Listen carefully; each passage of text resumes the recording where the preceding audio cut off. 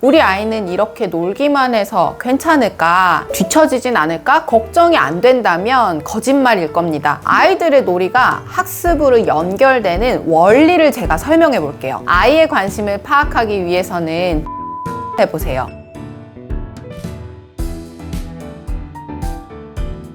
네, 안녕하세요. 이민지 육아상담소 이민지입니다. 아마 여러분도 하루 종일 놀기만 하는 아이를 보면서 불안하고 조급함이 느껴질 때가 있을 거예요. 이 시기에 놀이가 중요하고 억지로 공부를 시키는 것이 결국 아이가 학습을 본격적으로 시작하는 시기에 긍정적인 영향을 주지 못한다는 이야기를 많이 듣고서 많이 놀게 해주기는 하는데, 마냥 이렇게 유아기를 보내도 되는지, 그러기엔 아이 친구들은 벌써 한글을 다 떼고 또 숫자도 알고 심지어 셈을 하고 영어며 과학이며 수학이며 학원을 다니는 아이도 있는데, 우리 아이는 이렇게 놀기만 해서 괜찮을까? 뒤처지진 않을까? 걱정이 안 된다면 거짓말일 겁니다. 제가 교사로서 또 유아기 자녀를 둔 엄마로서 이 시기를 똑똑하게 보낼 수 있는 방향을 제시해 보려 합니다. 먼저 우리는 왜 조급함이 생길까요? 바로 비교 대상이 생기면서 불안감이 높아지고 또 그 불안감으로 자꾸 학습에 대한 이 조급함이 생기는 겁니다. 우리 아이가 아직 못하는 것, 아직 관심 갖지 않는 그 영역을 다른 아이들도 똑같이 못하고 관심이 없다면 전혀 조급하지 않을 거예요. 그런데 하나, 둘 글자를 읽기 시작하고 쓰기 시작하고 또 수학, 영어를 배우면서 아웃풋이 나오기 시작하는 그 모습을 발견한다면 아이를 키우는 입장에서 학습 속도의 기준을 세우기가 어렵거든요. 거기다 인스타나 블로그 이런 SNS를 보면서 안 보고 싶어도 너무 쉽게 그런 모습들이 보인다는 거죠. 내 아이가 이쯤 되었을 땐 어떤 걸 배우면 좋을지, 한글 교육이 필요한지, 수를 가르쳐야 하는지, 또 영어를 경험했으면 좋겠다는 기준을 세우기 위해 정보를 찾아보는 건 당연한 거지만, 그 기준을 찾을 때 선행학습을 하고 있는 아이들, 영재 교육을 받고 있거나 학원 조기 교육을 받고 있는 아이들의 결과물을 쫓고 있는 건 아닌지도 잘 구분을 해야 합니다. 열심히 검색도 하고 주변 부모들한테도 물어보면서 어느 정도 흐름을 파악하면 이럴 땐 또 파워 J가 됩니다. 학원을 찾아서 등록을 하거나 또 학습지를 막 신청을 하죠. 흐름을 파악하는 건 너무 좋으나 그 다음으로 엄마가 세운 기준이나 목표를 바로 실천하는 것이 아니라 누굴 봐야 하죠? 맞아요. 내 아이를 봐야 하는 겁니다. 내 아이의 발달 수준이 현재 어느 정도 도달해 있나? 한글에 관심이 있나? 수에 관심이 있나? 또는 영어에 관심이 있나? 또는 신체 활동에 관심이 있는지 이 관심사를 파악해야겠죠. 학습과 관련해서 관심이 없는 것 같다면 현재 이 아이는 어떤 걸 좋아하는지, 즉 아이의 관심사를 파악해야 해요. 어떻게 그걸 파악하나요? 너 한글 배워볼래? 아니요. 너 그럼 피아노 배워보는 건 어때? 싫어요. 그러면 저기 땡땡이가 다니는 영어학원 같이 가볼까? 안 갈래요. 아이한테 물어봤더니 다 재미없다고 하던데요. 그렇게 물어봐서는 다 하고 싶어요, 재밌을 것 같아요 하는 아이들이 있긴 하지만 대부분은 놀이터가 더 재밌어요 라고 해요. 당연한 거죠. 아이의 관심을 파악하기 위해서는 질문보다는 관찰을 해보세요. 그림책을 읽어줄 때도 아이가 그냥 듣는 책이 있을 것이고 막 질문을 하는 책이 있을 거예요. 생활동화를 읽어주면 그냥 듣고 있던 애가 우주와 관련된 또는 동물과 관련된 책을 읽어주니 막 페이지를 넘기지 못하게 막으면서 자기가 아는 이야기, 궁금한 질문들을 막 쏟아낸다? 또는 차를 타고 가는데 애가 창밖을 보면서 하는 질문들은 결국 아이가 호기심을 갖는 그 영역이 된다는 거죠. 이렇게 아이의 수준과 관심사를 파악해야 합니다. 또래 아이들이 학습지를 시작했다고 해서 아직 연필 잡고 쓰는 힘도 없는 애를 앉혀놓고 이거 3장만 하면 놀 수 있어 라고 했을 때 아이가 경험하고 있는 학습은 와 진짜 불편하다, 연필 쥐는 거 진짜 어렵다, 글자 쓰는 것도 힘들고 재미없고 하기 싫다, 당연한 결과의 모습이겠죠. 그런데 왜 이렇게 집중을 안 해? 엄마 별로 시키지도 않았는데 이것도 안 하면 어쩌자는 거야 로 연결되면 앞으로 초등 6년, 중등 3년, 고등 3년의 모습은 어떨까요? 아이가 연필을 잡고 쓰는 걸 힘들어하면 이 아이의 발달 수준은 학습의 단계를 준비하는 소근육 발달부터 시작해야 하는 겁니다.